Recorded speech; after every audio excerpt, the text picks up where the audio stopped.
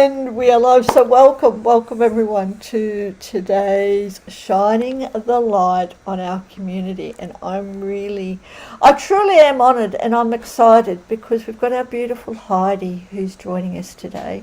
Heidi is one of our wonderful speakers on a few of our panel discussions, which is an honour.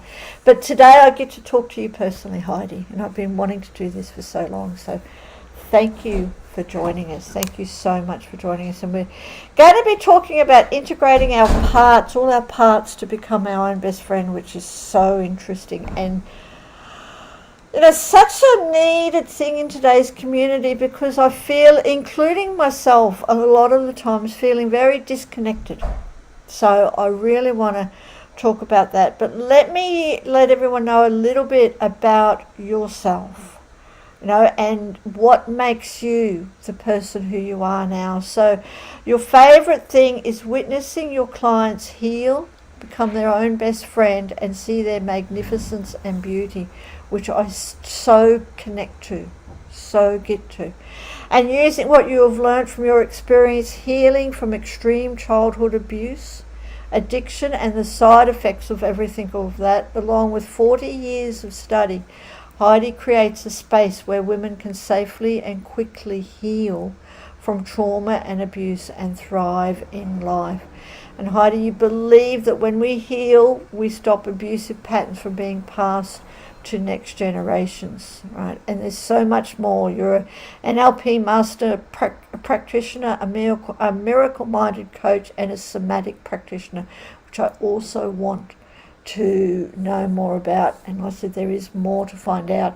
But Heidi, I'd love for you to start with and to share your story, your journey, as much as you would like to, because I find it very inspirational, and how you overcame, all your abuse, your addiction, to where you are now.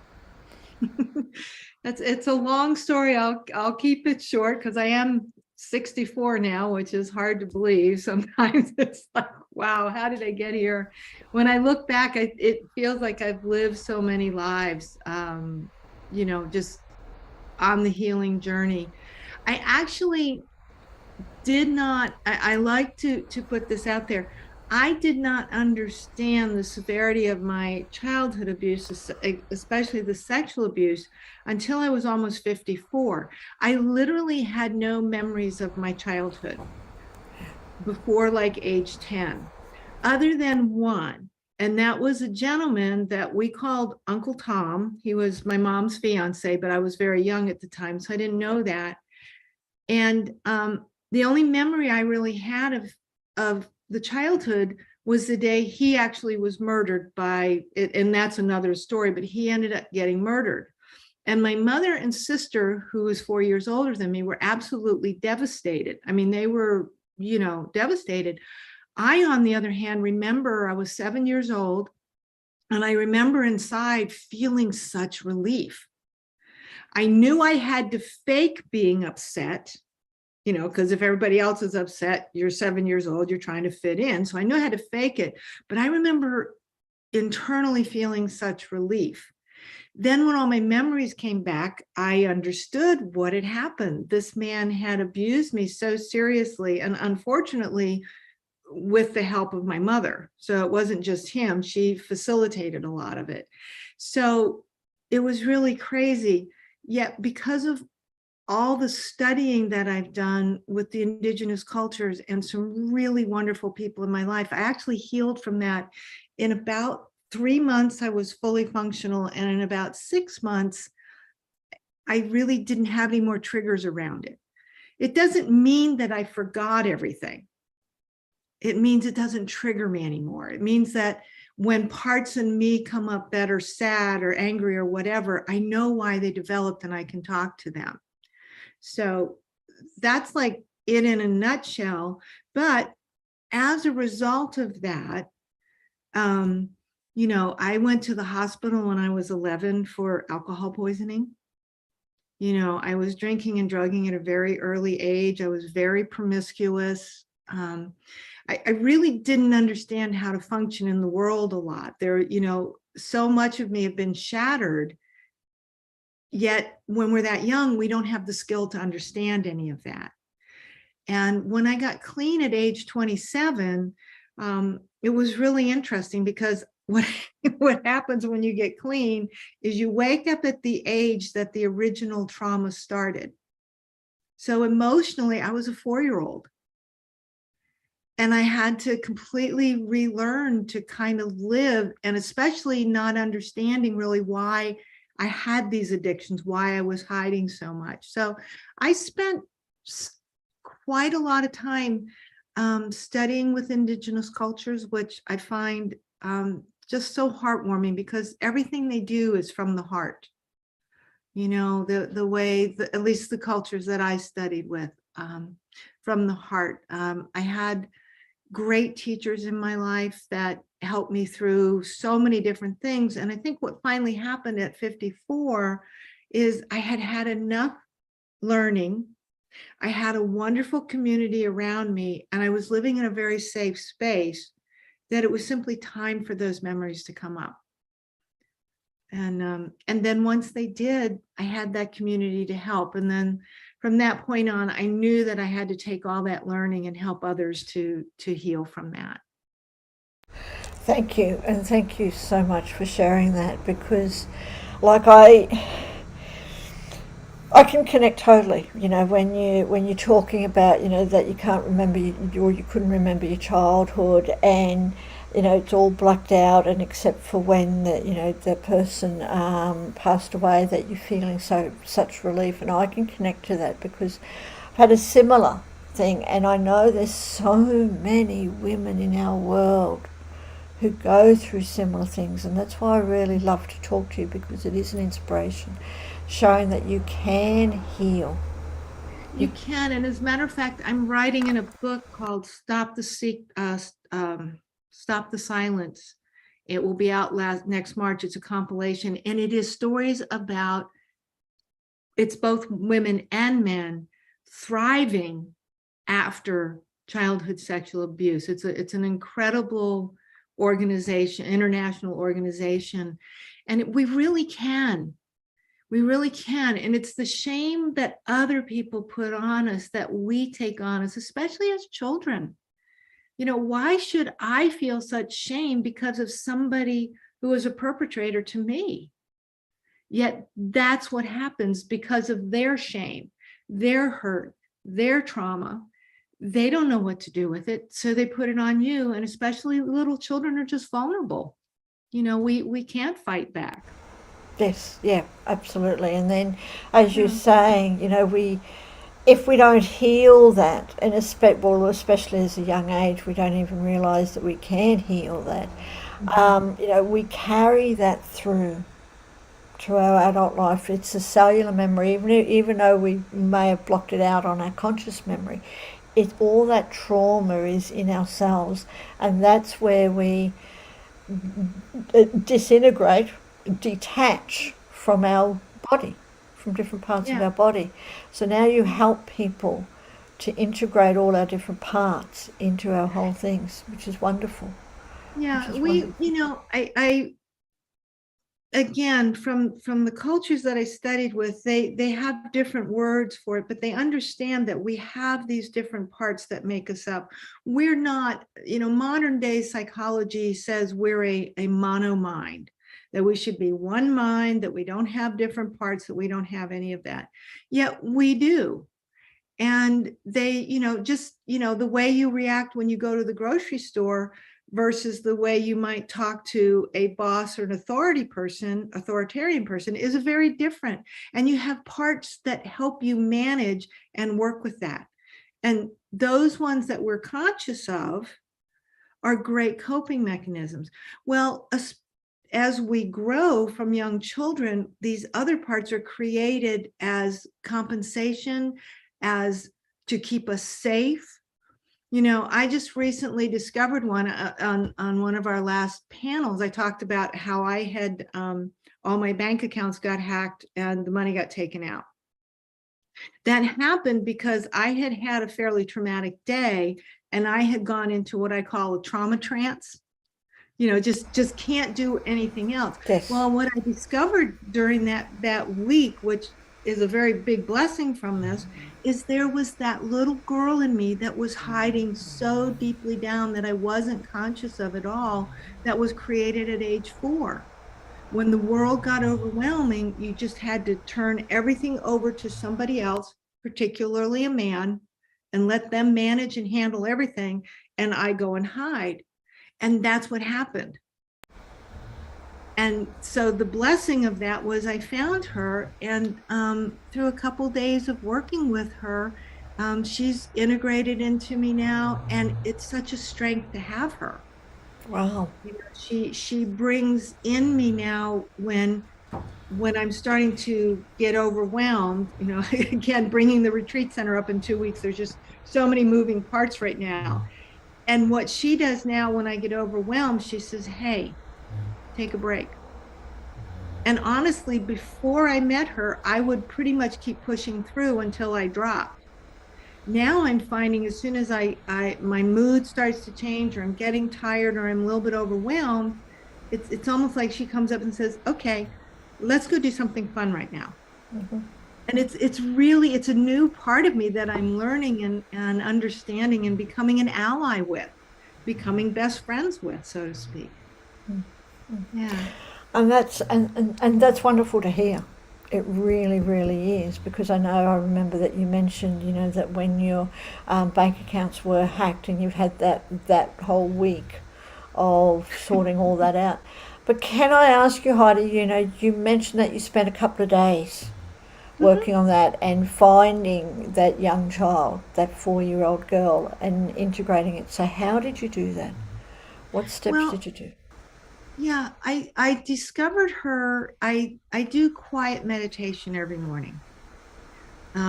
Just sort of contemplative, quiet. I can see where the sun rises, and I let the sun come in. And I literally asked, what was this about? Why did this incident, this learning? Because the key is, the reason we don't know our parts is we haven't had the learning from them yet. There's a learning we need to get. And so one of my keys to finding parts of me that may have been dissociated, is to ask, okay, this incident happened. Somehow I attracted that into my world. And that's not to say I'm a bad person or anything like that, but for some reason this was attracted into my world. Why? What's the learning? What needs to happen? And that's when I started, and this is where my somatic work with the body comes in. I started in my lower abdomen, right above my pelvis, almost where my ovary is. I started feeling this just deep sadness and almost a pain. And I'm like, oh, so it's the getting curious now. So what's going on there? Is there someone there trying to talk to me? And it still kind of brings tears to my eyes, because then she just came up and she was ready. I was in a place where I could gently help her to come forward and have a conversation, and to say, I'm the adult. Thank you for showing up. Let's work together so we don't have to have something like this happen again. And you literally, just like if a friend walked in that had suddenly shared something with you, the way you would treat them. That's what we need to do. We need to treat those parts in us just as if they're gentle little children that need love. And especially when they've broken off at such a young age. She was still 4 years old. Literally. I mean, and I remember when I first started doing this kind of work about 30 years ago, with one of my teachers. And it was just an interesting experience, because I had poo-pooed this whole inner child thing, and oh yeah, everybody's hanging out with their inner child and blah blah blah. It was so funny, which cracks me up, because now of course I'm teaching hang out with your inner child. So, but yeah, it was about 30 years ago when I got over that. But it's just, it's just welcoming them in. What do you need? How old are you? what are you remembering? And that's when she was saying she remembers people just overpowering her, so she just gave her power away, Yes. which was again a real clue to why I was so promiscuous, why I let so many things happen in my life, because if it got scary, my thing was to give my power Power away. away. That's, yeah. That's the thing, and it's interesting how that can lead to different lifestyles, and Hmm. people don't even realize that's you're doing that to give your power away because things are Yeah. scary. Yeah, it's very unconscious. I mean, it's not a Yeah. conscious thing. The other thing that I did do was I called a really dear friend of mine who is a wonderful medicine woman who knows how to do energy work and integration work and things like that. And I called her and I just said, help. So I went over and she and I did a session, which was really quite interesting because what she was picking up was it was not only she was fractured away from me, her energy system was fractured. Yes. So what we did working with sound, I work with sound bowls and things like that, and Yes. so does Lynn. And so we use sound and some other things to kind of integrate her energy system, help her grow up, gain her power, and then she integrated with me. So she's still a separate part kind of inside of me, Yes. yet she's part of me. And that's what I mean by parts integration, because again, these parts are created to keep us safe, to help us cope with environments. And everybody has them. You don't even have to have extreme trauma in your life. You have these parts of you that figure out how to make your world work. Yes. And when we can be conscious of that, that's the cool part. Absolutely, and thank you. Thank you for that. And I want to just really, acknowledge I hear you about integrating everything with sound, and I'd love to have another whole conversation with you about your sound and how you use that to help people, because it's such a universal medium modality that people can use and Yeah, and stuff. the science is now, Besides, I get so excited. Sorry if I talk over you. I get so no excited problems. about this. I'm a nerd at heart. I studied biophysics in college and I'm just a nerd, and that was what 45 years ago when biophysics was like, what are you doing? And and now we have the technology that shows how sound and specific sounds, like especially sounds done in Sanskrit, even though you don't know what the word may mean, they have tones that open up certain things in our body physically, open up brain channels, heal bone structure, clear out toxins. Sound is so, and then from the perspective of sort of a cosmic cosmology, sound and our voice is what we create. Yes. And sound is how we connect to our higher self, our higher being. Mm. And I would encourage anybody and everybody to just hum. Yes. Watch little children, They're humming. they get sad, they hum, they're happy, they The hum. hum. That's because that vibration keeps the body open and Okay. healthy. Yeah. Oh, and I love that. Thank you for sharing that so much. Thank you for So much. asking.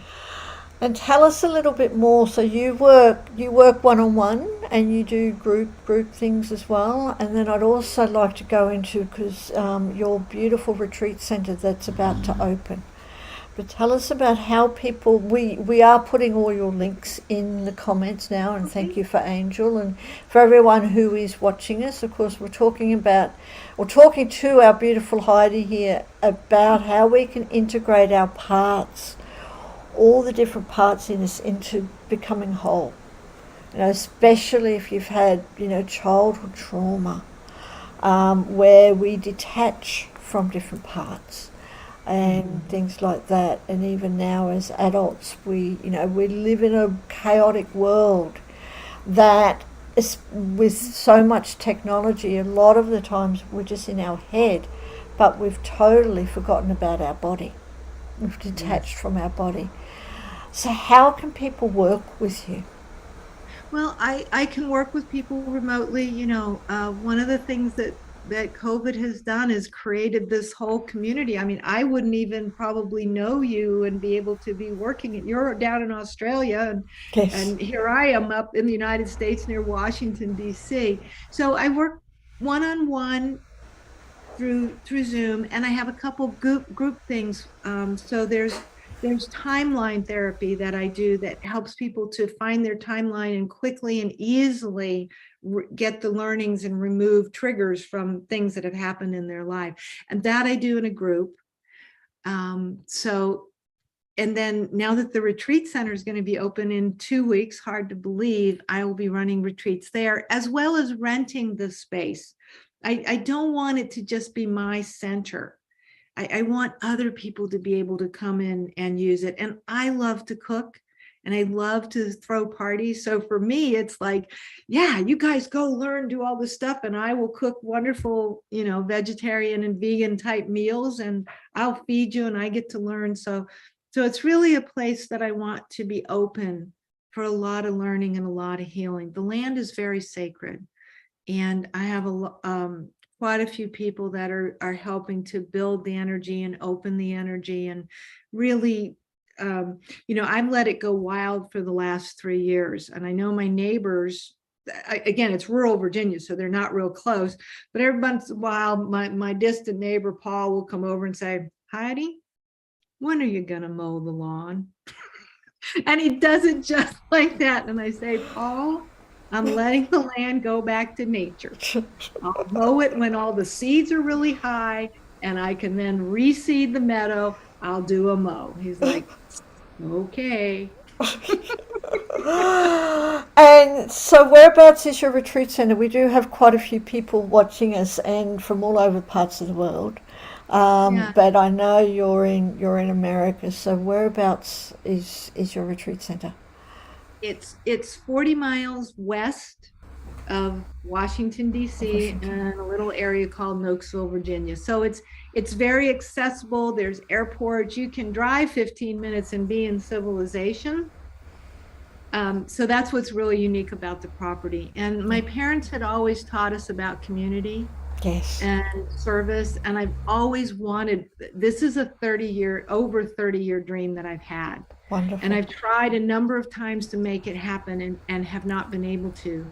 And when my mom and dad passed in 2019, and my brother and sister and I inherited the farm, I asked them, I said, this is what I want to do. And they've been supporting me the whole way. So I'm so grateful. Isn't And that wonderful? we're continuing my parents' vision. It's wonderful. So thank you for sharing that. And I definitely encourage everyone, no matter where you are in the world, but especially if you're in America, do check out Heidi's retreat centres and go and visit and go and participate in some of the retreats that you'll be holding. And I'm really, really aiming to get there one day. I love doing retreats and I know the benefit of them. So I will definitely be putting that on my list and making that happen. So thank you. Well, I hope when you do come to the U.S., you visit, because you've been such a sweetheart, and I enjoy this so much with everything you're doing. I'd love to be able to hug you. Yes, absolutely. Thank you for that. And Heidi, I'd just like to ask you a couple more things. You're a somatic practitioner and you help Yes. people with. So tell us a little bit about that. What does that actually mean for anyone who doesn't know what somatic is, and what does it heal? How can you use that to heal?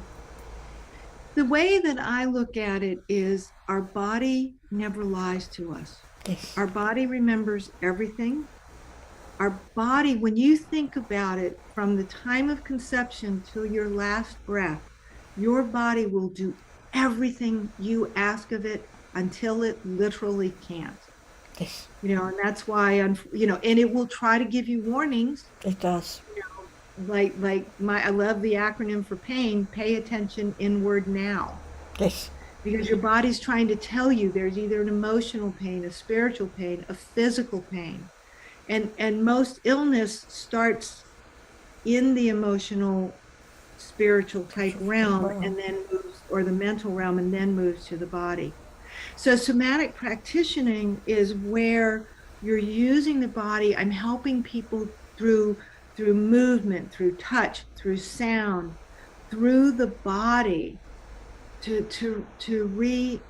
reattach to find again their own inner wisdom and joy. So somatic practicing is where you come at it from a physical perspective. And that's what's been so fun that I've really discovered in the last 5-6 years. I've studied a lot of spiritual type healing methods. I've studied, neurolinguistic programming and a lot of the psychological, mental, and so many of the physical. And then all of a sudden, 5 years ago, I had somebody, one of my coaches, just look at me and said, Heidi, why are you not doing this? And I was like, oh yeah, we can integrate it all. And so that's actually how that came about, is somebody else that. Yeah, which is wonderful. A lot of times that happens. It takes someone else to tell us what to do when we really know it within ourselves. It's like I see that as a gift from the universe, a sign from the universe that through someone else is telling us that this is what you need to be doing. Just sharing us. Yeah. So within the somatic world, I use a discipline called Continuum, not really a discipline, but a movement called Continuum that was created by Emily Conrad Daoud Emily Conrad. And it's how you find the fluid motion in your body, how you tap into the fluidness of your body and the waters in your body, and you let your body inform you on how to move, rather than you informing it. So it's a very different process. So much somatic stuff is you're physically moving in certain ways. This is really a tapping into your inner deep self, and your body is telling you what it needs, how it needs to move. And it's a very different process, and it creates a wonderful relationship with the body. And Thank you so much for sharing that, because another thing that, if we can come into our conversation before we finish up, one thing that you've mentioned, and I really believe, is when we have these traumatic experiences or just these memories that go into our cells, if there's no healing, then that can become generational, and we are also carrying generational hurts from the past. Yes. And stuff, and you're able to help people release all that and to stop it going on. Yes, and that's a really important aspect of the work that I do in the big why. We all have a why do we do things? Why do we get passionate? When I got pregnant at 29, I realized I did not want to pass down to my daughter what I had been through. And I didn't want her to even, we pass stuff down, it just happens, and there is stuff in our DNA that gets encoded because of things that have happened that then get passed down to generations. Yet we have the ability to change that. We have the ability to stop it in the next generation. And so I really I think it's been my one driving force as a mother during, when I was raising her, was to do my best to transmute that stuff in me, which then changes it in her automatically. That's another thing when you look at quantum physics and you look at quantum field and time. As I change things in me, it actually changes for the future generations, and it heals the previous generations. And I think we're a point in this physical timeline, and this is like the timeline therapy that I was talking about. We're a point in this physical time, and we have such an opportunity to, so to speak, clean up the crap of the past, which wasn't because our parents and our ancestors were bad people. They were just living the life they lived, doing the best they can. Everybody's always doing the best they can. It just doesn't necessarily come out that great. So we are this point in time, and we get to heal everything behind us and everything forward to us, and in all dimensions. And I really feel that is part of the reason that many of us are born at this time in this physical world is so we can clean that stuff up for the future generations. In healing, and I just want to honor you. I really, truly honor you for wanting to do that, because I know, it's such a big thing. We've got, life is a challenge in today's world, right? Being born is a traumatic experience. Growing up in today's world is not easy. And then we don't even consider all that we're carrying things from past generations as well that haven't been healed. So I just want to honor you for wanting to help people in the world to heal that, to heal the past and to heal the future. To make the world a better place by healing ourselves now, so we don't pass on that to future generations. So just thank you. Thank you ever so much. Thank you. Yeah. And I can say now that I'm a grandmother, the joy of watching my granddaughter be up in such emotional intelligence. Both her parents are just, it's not that they don't have stuff to deal with and to heal and things like that. It's the fact that they're letting her grow up to just be her.